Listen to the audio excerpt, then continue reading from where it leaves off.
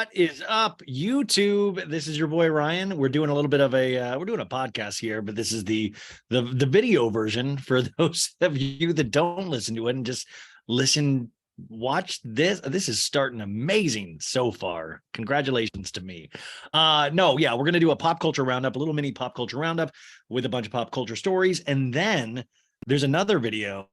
But if you're listening to the podcast, it's all one where I'm talking to Kelly from the new show MILF Manor on TLC. So you're not going to want to miss any of this. Trust me. Just trust me. Here we go. We're going to do a little countdown. 5, 4, 3, 2. Welcome to an all new episode of So Bad It's Good with Ryan Bailey. This is your buddy Ryan. This is your Wednesday episode. What do we say on Wednesdays? We made it. This is the hump. Once you're down, this is phone it in for the rest of the week, folks. We got it easy for the rest of the week. Not me. I'm working hard. I got to watch Real Housewives of Salt Lake City tonight, part 2 of the reunion. Can we handle it? I thought last week was so bad. Can part 2 get any worse? I think it can. And let's keep an eye out. Will Jen Shah do something ridiculous before it airs? Last week, she teased us with a website where we were supposed to put in our email address to find the real story of Jen Shah. DearJenShah.com. Are we living? This can't be real life. We're not living. This is got to be a simulation of some sort. I think this is like the show Lost, where we find out eventually that we died a long time ago, and these are just weird misfirings of our brain. Speaking of weird misfirings of our brain, welcome to the show. We've got a great show for you today. This first part, remember, we do a lot of different things on this show. If you're new to it, I get how that kind of could be weird. You just listen to some music. By the way, shout out to Death Cab for Cutie. I think one of the first times I've played them on the show mixed with Madonna. I mean, you can't get better than that. So there's timestamps. If you don't want to hear a bunch of great pop culture stories and me talking about the pod and my personal life, totally get it. You can use the timestamp and you can skip right to our guest today. We have from the new TLC show, MILF Manor. You heard me correct, MILF Manor. We have one of the MILFs. I just think she's actually just a really fun, cool lady. Her name is Kelly. She's going to be here later in the show, and I'll explain the show in a bit. Even though I think the show is kind of self-explanatory, it's called MILF Manor. It's a bunch of really attractive older ladies. I even feel weird saying older. Just a bunch of really attractive ladies at this manor that they've dubbed MILF Manor in Mexico. And the weird part of the show, or I guess the hook, is that their sons are also there, and their sons it's all just it's one big old fever dream, you guys. The sons are dating the mom, not, let me correct that. It's not the sons of the mom. The sons aren't dating their actual moms. The sons are dating the other MILFs at MILF Manor. And it's actually highly watchable. You kind of think like, oh, that's like a one-note joke. Weirdly, I'm on episode 3. We've got like 9 episodes in total, really bingeable. And you're kind of shocked. But then once you get past the shock, and even talking to Kelly today, I was like, man, it's always good to like, you can see the real person in there. You're like, oh, okay, yeah, I got, it's really interesting to talk to these people. And she's actually from Orange County. And I was like, we got to get her on Real Housewives of Orange County. This would be perfect. Oh, and by the way, I want to talk a little bit about this. I just watched the new Pamela Anderson documentary that just came out on Netflix. And I got to tell you, I loved it. I really, really loved it. It's called Pamela, A Love Story. On the poster art, it says, she defined a decade. Now she will define herself. And I want to talk about that in a second. But I was watching this documentary and I was like, Pamela Anderson would be amazing on Real Housewives of Beverly Hills. Now, I think she kind of resides in Canada right now, but who cares? I mean, listen, I think Dorit and Kyle live in Encino. They don't even live in Beverly Hills. We can have somebody live in Canada and be on Real Housewives of Beverly Hills. I think Pamela Anderson would make one of the coolest housewives. Like, she would be potentially the voice of reason, which sounds shocking, but watch the documentary. I want to talk about that in a second. Let's do some show notes right up top, though. Some things that I need from you guys. I'm going to need your social security numbers and the last 4 digits of your credit card. I also need your mom's maiden name and any other information. No, don't worry. I'm not Jen Shah. What I do need, if you do like this show, consider leaving it a positive review, a 5-star review on Apple Podcasts and Spotify. I say this for any podcast you enjoy. Go do that. We've had some great shows already this week. We had Monday with Sophie. We had Tuesday, I had the Zen Blonde back on, and we had a really interesting discussion that I hope you liked. Go subscribe to the YouTube channel if you want to see this.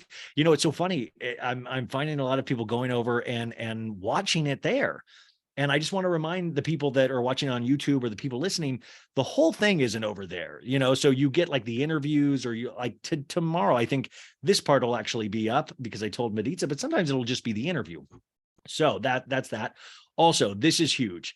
I want you guys next Thursday. We're doing the Vanderpump Rules season 10 premiere party. So bad it's good style. We got Ariana and Tom Sandoval stopping by. We got the talk of shame. We got some surprises. So that's going to be next Thursday. You can get tickets at moment.ca slash moment.co slash SBIG. moment.co/s/SBIG, which stands for So Bad It's Good. And you can get tickets for $10. If you're a Patreon member, you can get tickets for $5. And that is a really low price for, you know, what I don't know what I'm going to need to do. Maybe I'll get nude. Who knows? Maybe I won't get nude. Let's take a vote on. I just want you guys there. I want you guys there.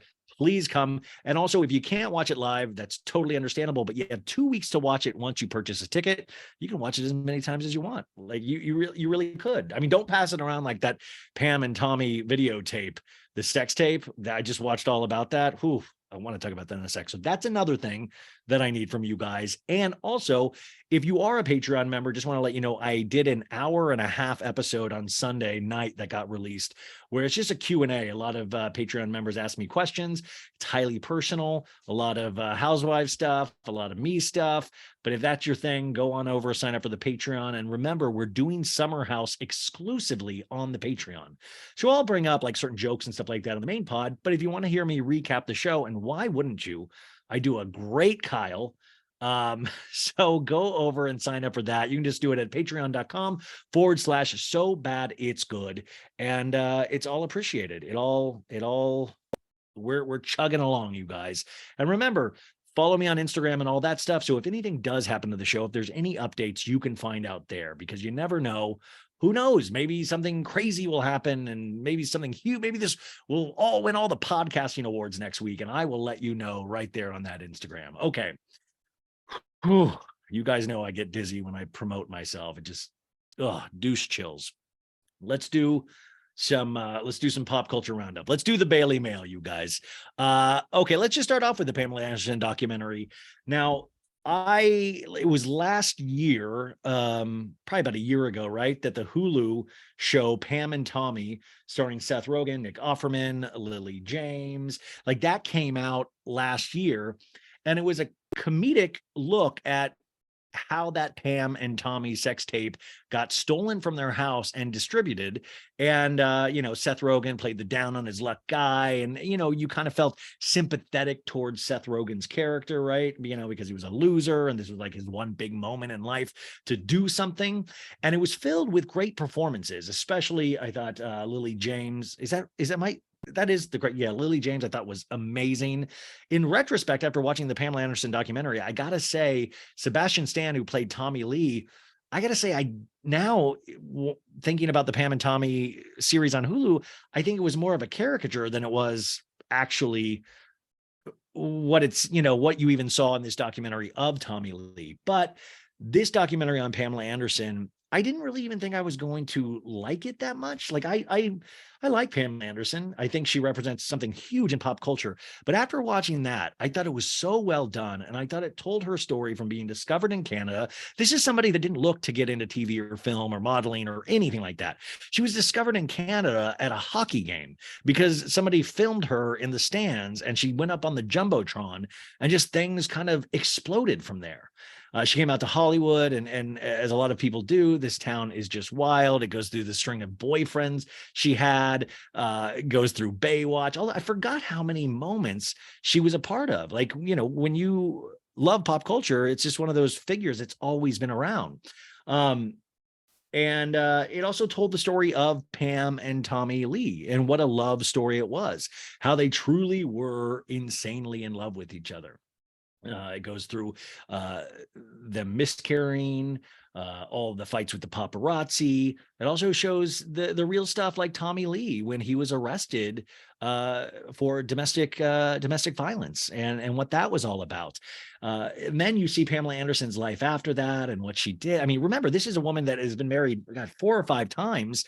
She's actually married to a gentleman at the beginning of the documentary that she had met in Canada. It was her contractor. But she also married Kid Rock, which she says, was pretty much immediately a mistake. She also has an autobiography that got released this week as well, which now I kind of put that on my list at the library for audiobooks, because I was like, this is actually really, I want to spend more time with Pamela Anderson. So she married Kid Rock, admitted that was a mistake. But it was one of those things where it's like, I remember even that Kid Rock thing and like, ooh, Pam, what are you doing? And it was interesting to hear her talk about it. I always have to challenge myself now, and especially as I get further and further into talking about this stuff so much. I grew up loving all of this stuff, but now talking about it on a daily basis, consuming so much media, more media than I've ever consumed in my life. It's different when you hear somebody else talk about their own story than your opinions of it without hearing them speak about it. So I was very judgmental of the Kid Rock thing, but then you watch this and you're like, this is somebody that was chasing something, chasing love. This was somebody that was like trying to fill up that hole. And she kind of even admits in the documentary, which is this really sad moment, that really, truly, she's never been in love since Tommy Lee. Like, that was it. But she also refused to be in a relationship with somebody that ever physically abused her. So she was out. Like, and this is interesting because we always, I mean, let's just even use Robin from Real Housewives of Potomac and all the bullshit she's pulled over this season. This is somebody, there's a lot of different theories. I mean, maybe they have an arrangement.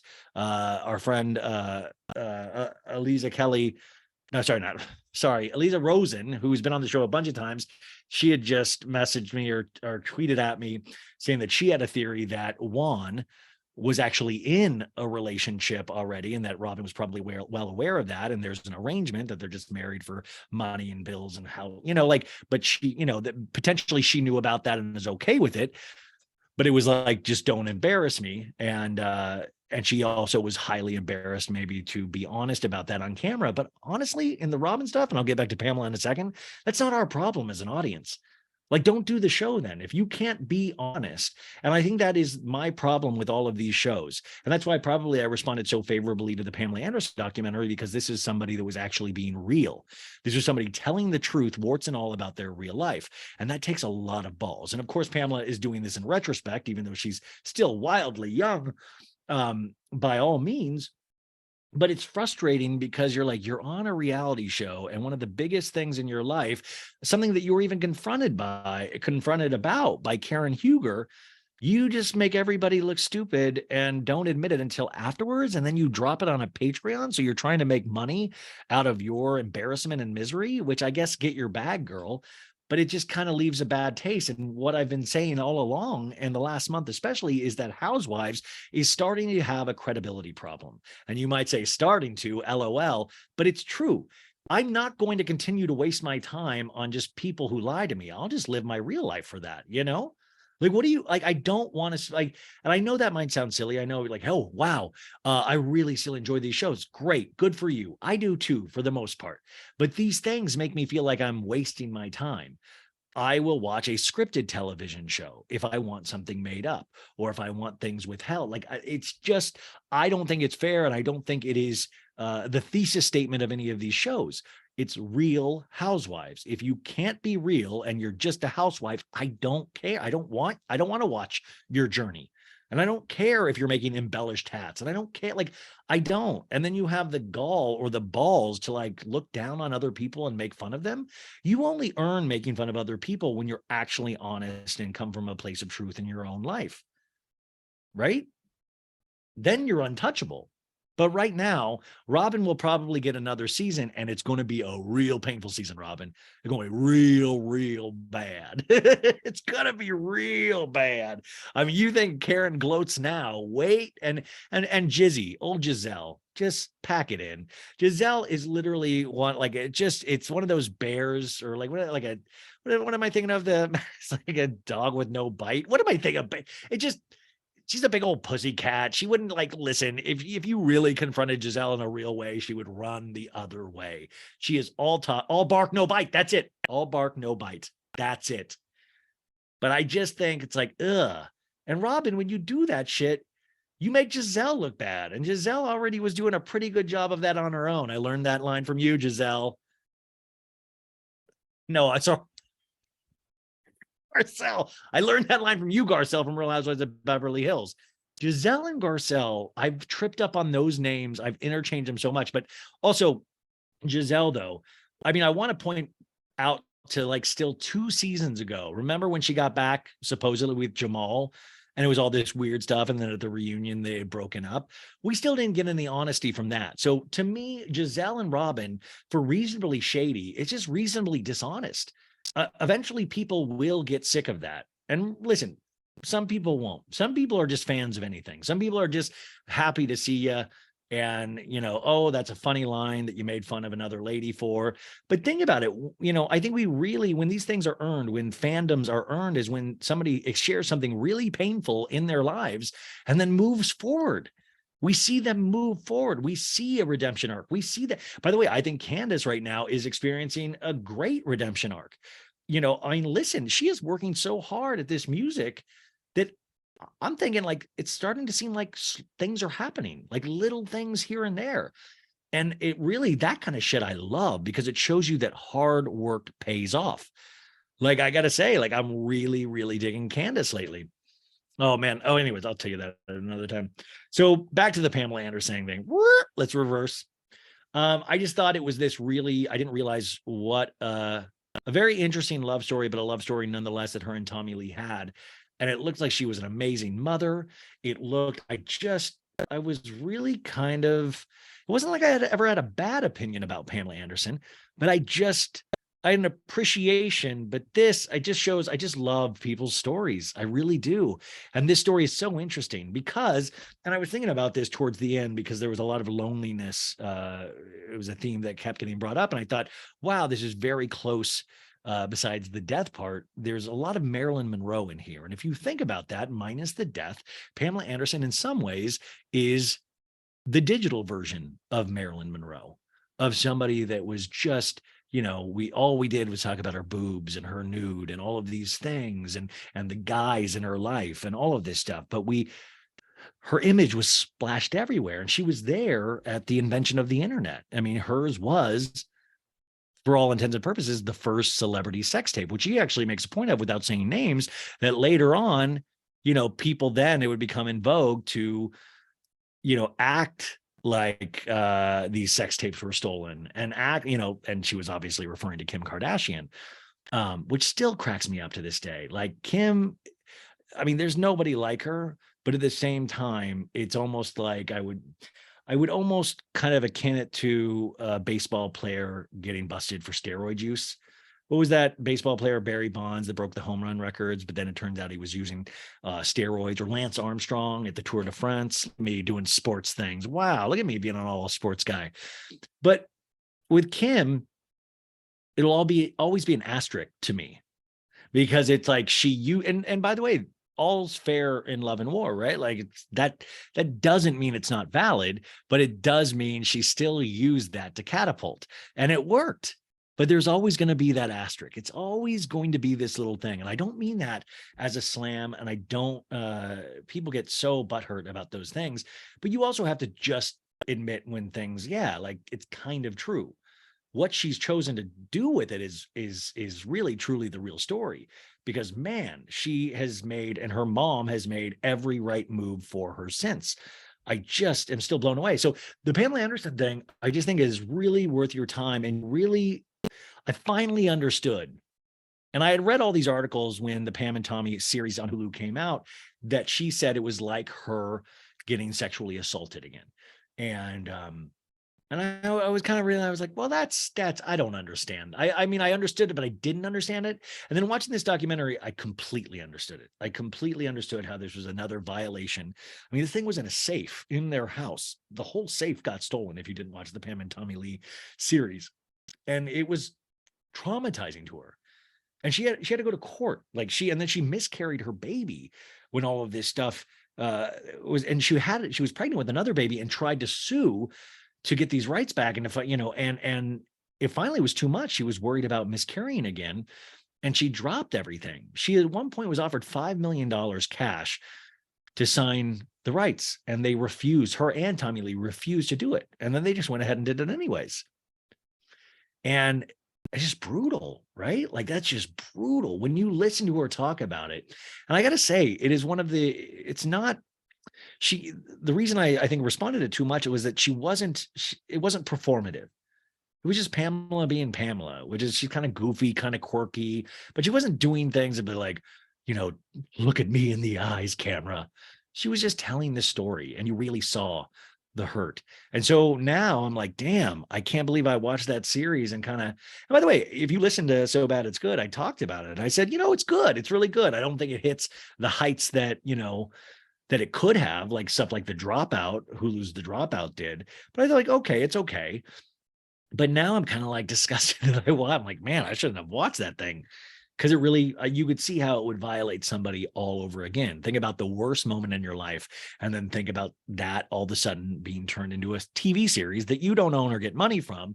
But also think about the most traumatic part of your life being turned into a comedic series, that they play it for laughs. And that has got to be humiliating on a whole other level of something that you were already traumatized by. So you guys, if you can't tell, I thought it was great. I'm excited to hear what you guys think. I hope you like it as much as I did. I thought that was really, really interesting. I remember I did meet Pamela Anderson once. I used to tell you guys when I would come to LA during college, and I was really young, just 3 years ago. And I remember I worked for an extras casting company, and I remember one of the shows that I worked on when I came out for vacation one time was VIP, which was an old Pamela Anderson show after Baywatch, after Barbed Wire, I think maybe even after the Tommy Lee, if I'm right. And I worked on it. And I remember I met her, and she was really nice. And all the people on that show were really nice. They shot it in I think in like Van Nuys in like the Valley. It was like really no frills. But my buddy Dirk, who's passed away, was the assistant director on that show. And I just remember like, wow, Pamela Anderson. I wasn't like starstruck or anything, but it was cool. It just seemed like a really nice, fun person. And that was my only Pamela Anderson story, which isn't even that good. Okay, moving on to some other pop culture stories, you guys. Maroon 5. You remember this guy? Mr. Adam Levine? Well, him and his wife, who he loves very much, Bahati Prislu, I believe her name is, they welcomed their third child this week. Now, if you listen to this show and you remember, just, God, was it 4 or 5 months ago? Adam Levine, her name was Sumner. She did a TikTok where she pretty much name checked Adam Levine, saying, I was dating this guy, he had a wife. And he messaged me out of the blue and said, hey, do you mind if we name our child your name? Because Sumner's an amazing name.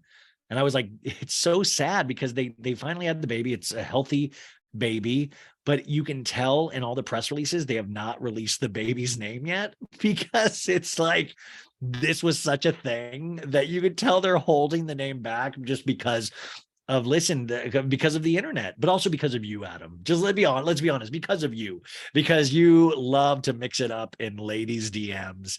My favorite thing about the Sumner DMs that she released and all that, and all the other women that have released their Adam Levine stuff, was that he would always make a point of like, we're both so hot. We're so hot. It would never be you're so hot. It would be we're both really attractive. He would always make sure that he like, hey, by the way, I'm attracted too. You know that. We're good. We're both equally attractive. It's got to be wild. Hey, listen, I don't know. I mean, maybe they have an arrangement as well. She was photographed with him the week after this, and they're all smiley at the beach. I guess whatever floats your boat. I'm just more worried for the other women out there. It just also seems just grody, grody. But I don't know. Maybe if I was as hot as Adam Levine, I would be doing the same thing. Who knows? But congratulations to Adam and Bahati. Let's see. What else do we got here? Oh, this Harry Styles. You guys hear this guy? This guy from One Direction? He has a couple solo albums now. He sells out tours, shows everywhere. Was dating Olivia Wilde. They split up, which, by the way, did you see Olivia Wilde and Jason Sudeikis hugging the other day? Hugging? Finally, these guys are being cordial to each other. That's what we like to see. I wonder if he only hugged her after her and Harry broke up. Anyways, this guy was at the forum last week, and he, comes on stage and these Gucci brown leather pants, and he ripped his pants, you guys. He ripped his pants. Now, before you get all hot and bothered, I believe he was wearing, like, he wasn't free balling, which would just, but my thing is like I'm trying to say this in a gentle way. Like, I've never prayed so hard for somebody to not be free balling, but also to have one of the smallest wieners known to man. I mean, I think us geeks out here, us dude geeks, I think we needed it. We needed one for our team where he splits his Gucci leather pants, which also Gucci, what kind of shit are you making? Like, he splits his pants and then the world has to see that he's got a small Taja, a small wiener. That I would pray for Harry Styles to have a small wiener. No offense to you, Harry. Love your music, but I want you to have a small wiener. It would make me feel so good. Like, I was thinking about other rock and rollers that have, I called him a rock and roller, that have split their pants. Did you ever see the Lenny Kravitz one where he was like, and he was like, his split his black leathers, and you saw a little Lenny, and Lenny actually seems like he's decently endowed, but he's like, his face is so funny in the photos. Just look up Lenny Kravitz, crotch. Guys, open your Google right now and put in Lenny Kravitz crotch. You're gonna, I don't know if you're gonna thank me.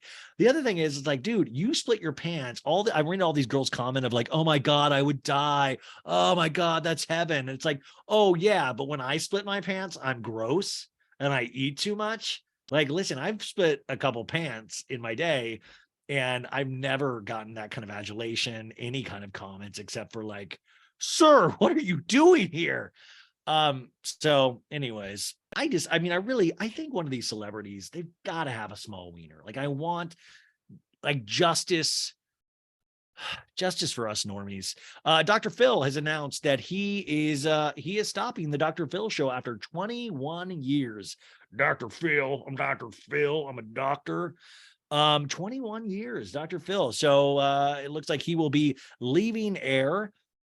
This guy must just be loaded. I mean, at a certain point, I'm glad when people decide to retire, because it's like, how much money do you need? He's going to end after 21 seasons as seismic changes in syndicated daytime talk show market continue. So I don't think he was forced out, but it looks like ratings were down. He received a 5-season renewal in 2018 as a part of deal with CBS Media Adventures that takes it through the current season. But yeah, there's been so many changes in the daytime shows. Ellen DeGeneres left. Wendy Williams had a lot of issues. Maury, Dr. Oz, as well as The Real, all ended within the past 12 months. So CBS will offer stations library episodes of Dr. Phil for the 2023-24 season and beyond. They will include new content such as wraparounds, which is kind of what I do in between the interviews. We call them wraparounds, and intros by Dr. Phil, as well as guest updates. But for all intents and purposes, the show is kind of done. He says, I have been blessed with over 25 wonderful years in daytime television. With this show, we have helped thousands of guests and millions of viewers through everything from addiction and marriage to mental wellness and raising children. This has been an incredible chapter of my life and career, but while I'm moving on from daytime, there is so much more I wish to do. What do you wish to do? I want to get into football. You remember Dr. Phil came to our screens through Miss Oprah Winfrey.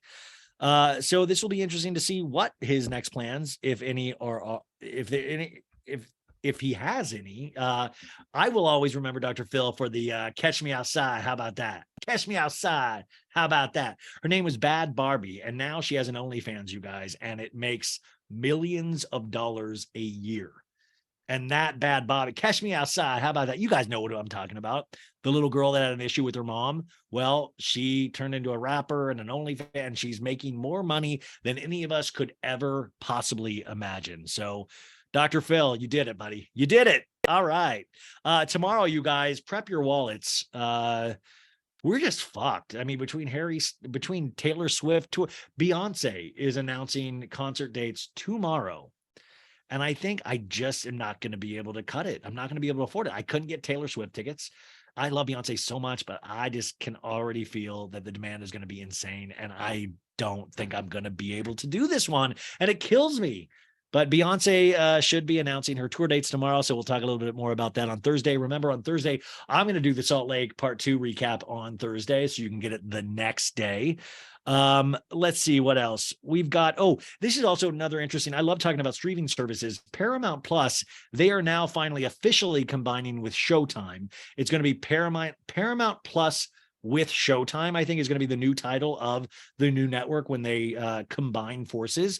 Now, this should have been expected, but I like this. I like that some of these streaming services, remember, HBO Max combined with Discovery Plus recently, so now they're going to be one entity.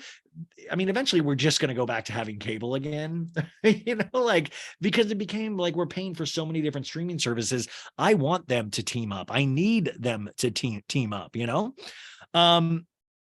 Okay, and then just to finish up my Robin thoughts is, let's see, I'm going to play you a little audio of some of the stuff Robin said on her podcast about the situation. Now, if you're like, what are you talking about, Ryan? Where have you been? Robin Dixon admitted that Juan, there was a situation with a blonde-haired woman. There was some credit card. This woman had made a TikTok, also Karen, but she waited until after the season, after the reunion, to actually come clean about any of this. Now, you could think, well, it's a really painful thing, of course, but like I said, you shouldn't be on a reality television then. You shouldn't. Here we go. Listen to this, you guys. Idiots, and communicated with this woman on Instagram, because whatever. He's bored. He needs attention. He's, it's the pandemic, blah, blah, blah, whatever. Right. However, they did not date. He did not fly her anywhere. Right. And there is a reason why his name is on a hotel. Listen, even that is, you can just tell it's peppered with untruths, or maybe it's Robin's truth, but it's not the truth. And that is just such a bummer. And you kind of, like I said, you lose credibility. Also, Fancy CPA, I believe, somebody sent me this. This was on Reddit, and it was their Patreon episode that she put this behind a paywall. This is some of the facts that came out of this. The lady lives in Canada. It was late 2020. She DM'd Juan about liking Giselle and Robin on the show, and Juan entertained the conversation because he likes attention, Robin said. Oh my God. This lady said she liked Robin, and then Juan was like, me too. What's up? These guys. I love Robin said in that clip too, like he was bored. It was the pandemic. Girl, I was bored too. I just decided to gain 40 pounds. Like that was like, why couldn't Juan have done that? Like, I love that he's bored. Also, Tommy Lee, that's how they got into the domestic dispute in the documentary. You find out because he's like, she was loving the baby and she was loving the other baby. Where's Tommy's love? It's like, us men are so damn fragile. I mean, you think women are emotional, or you always hear women like, oh, they're too emotional. Dude, come down to my men's group. I don't have a men's group, but you know what I'm saying? Like, we're emotional creatures. We just cover it up with this kind of brutality, and we have more hair like all over our bodies. So you think like, oh, that guy's tough. And like, we're the biggest pussies out there. Continuing, allegedly, the lady used to date an athlete in the DMV. Once travel restrictions were lifted, she messaged Juan and told him she was traveling to the DMV. He thought she was just visiting her old boo. She came to town a few days later. She reached out to Juan about losing her wallet and if he could pay her hotel. He went there and put his credit card down and walked away. Okay, Robin, that sounds real. Oh, I'm going to come down, put my credit card down and walk away. Like, why? Because it would raise suspicion. You know what would raise suspicion? Juan's card being on somebody's. Fuck. I mean, listen, guys can't even lie. I'm good. Lady later messaged him about why he didn't stay with her, blah, blah, blah. Then she started asking for money to get her hair done. It doesn't sound like he gave her any more money. Well, Robin, I think we should do a little bit of, like, it's what I always wanted. Like, everybody on these shows are like, wants receipts. Let's get some receipts. Late 2021, lady emailed Robin the receipts with her tea. She didn't entertain it and just said, thank you. Can you imagine that? Thank you. late 2021, Lady also DM'd Giselle, and she called Robin right away, but Robin and Juan had already worked through it. Robin was mad at Juan for entertaining the lady because the lady eventually sold the tea to the blogs. It's something that they had to work through, and it was part of the reasons why the wedding took a while. This stuff just, man, whatever your truth is, I guess it's just weird that you're not telling any of this on the show. And I just think that's the part that really kind of chaps my ass, because it's not only the fans, but think about all the people you work with. Think about all the other people you depend on another season to have this show. And that's part of the trade-off of being on this show, and the little bit of fame or your embellished hat line that actually makes you money, that saved you from financial ruin, comes from this show. And you have to participate in it. And I just, if you don't want to, if you're going to edit and all of this, it's my problem with Heather Gay too, then I don't think you should be on the show. And it kind of then just, I keep saying that these reality show audiences are kind of sophisticated. We're not kind of, we are, and we don't love to be lied to. So I think, you then kind of lose a lot of loyalty of the fans, let alone, I think, all the people that work with you, because you're kind of throwing them under the bus as well. And I think it's a weird situation. And I don't know. It's hard, man. I was just talking to Maritza earlier, just online. I see so much. I see so many people just telling half truths online in regards to like rumors. I mean, there's whole Twitter accounts just dedicated to making up bullshit. And then people don't know it's bullshit and they pass it around. And like, they're like, well, I'm trying to be funny. And I'm like, okay, yeah, but you got to at some place in there say that it's not real, because a lot of people don't realize you're trying to be funny. And then it just kind of just gets warped. And it's like this weird game of telephone. Like, and then people still think Real Housewives of New York legacy is never going to happen because these articles keep coming out and they keep getting passed around, even though it said, guys, it's not going to happen on the time frame they initially wanted to. But believe me, it's going to happen. But I'm still seeing these articles from like 2 days ago getting passed around today as like fact. And it's like, you guys, that's the hard thing, is like once something is put out there, it's hard to rein it back in. People will always believe usually the first thing and never kind of stick around to figure out, because, we have busy lives ourselves. Anywho, that's it. I could talk to you guys for hours, and I do that every day. So listen, I want to talk a little bit about our guest and a little bit about MILF Manor, which is the show that I really dig on Sundays on TLC. But like I say in this interview, you can stream it all on Discovery Plus. I think it's great. Like the concept, like I said, is just wild. You think, wait, is this real? Is this real life? Our guest today, Kelly Mortensen, lets us know it is real life. I think she is really, truly one of the people that stands out the most in this show. Even though 3 episodes in, it is kind of fun and great to watch the other ladies and see what they're all about and how the ladies are responding to each other, which, by the way, a lot of these ladies seem kind of bothered by Kelly, and she lets us know she's taking it in stride. But I was reading the Washington Post, Emily Yar, who is just one of my favorite entertainment reporters. And I've actually been in a couple of her articles, which was just, when you get into the Washington Post, like that was like my dream, like, holy moly. And to be able to show my parents that. But anyways, Emily wrote this great article on the making of MILF Manor. You guys should check out that article. And also anything that Emily writes, because she's just awesome. But she talks about that, and she talks about the producers of this. And listen, there was such an uproar about the show MILF Manor, because it's like, this is disgusting. It's disgusting. But it's like, it's the thing that kind of hooks people of like, what the hell is that about? That seems insane. And believe me, the idea is insane. 8 moms with their 8 sons on one island, and they're potentially going to date each other, not the son and mothers, but the other sons and the other mothers. I mean, but at the same time, it gets you in the door, right? You're like, that gets me in the door. And then you watch it and you're like, this is truly insane. There are some moments where, like in the first episode, the moms are blindfolded and they're having to feel up the shirtless sons. You're like, well, they're trying to guess which one their son is. And you're like, like I said, is this real life? And it is. But then it balances out where you start to get to hear some of the women's stories. And your Pola, she, there's all these great characters in this show. And also the sons are hysterical in their own right too. And you're just like, oh my God, you guys are so young. But anyways, in the article that Emily wrote, she was speaking to Daniela Newman, the director, whose production company, it was their idea. And she said, I don't really understand what all the fuss is about. She said, the shows are about female empowerment. Second, she said, everyone on the show had a good time. Third, every man is someone's son, right? That is true. So she says, so I'm not quite sure what the big deal is. No one's doing anything wrong, and they are all consenting adults.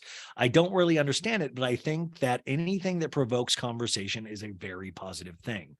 Also, did you know that MILF, it is mother, I'd like to bleep. And we remember in American Pie with Jennifer Coolidge, remember Stifler's mom? That was Jennifer Coolidge, by the way. We remember her as this amazing character, but I was cracking up because did you guys know that MILF actually the origin of, there is an origin of MILF was Mother I Love Forever, which is just, that's beautiful. I like that. Mother I Love Forever. It sounds so much better than Mother I'd like to. But also with MILF Manor, even the production says they knew what they were doing. TLC knew what they were doing. They knew that title itself could get people in, and it really does. Now, our guest today, Kelly, she's just great. She's her own spirit. She's a disco queen, disco mommy. I just had the best time talking to her. A beautiful woman, and all these women are really extremely beautiful. It is one of those things that I think is just testing the audience at first, but then you kind of get into it. And I got to tell you, I'm really excited to watch the 4th episode, and I will watch the entire season. And I think this is one of those shows that will automatically get a second season. From my understanding, the ratings for this were insane, and it got 3.1 million viewers. Now compare that to Salt Lake City. Salt Lake City got, for the reunion, 600,000 viewers. That is quite a difference. 3.1 to 600,000. Isn't that insane? I mean, it just really blows me away. So TLC, they, listen, they'll make shows about pimples, but they'll make successful shows. But this show, I think, is really, really funny. It is shocking at times, but there is a foundation with these women. I'm really curious to hear what you guys think about this. Even when I said she was coming on, I had a lot of messages going like, wow. So it means you guys are watching. So I'm really excited. I hope you like this. I really liked it. I was actually kind of starstruck talking to her. I was like, wow, because I just spent 3 hours watching the show. So guys, without further ado, Kelly Mortensen from the new hit show on TLC, MILF Manor.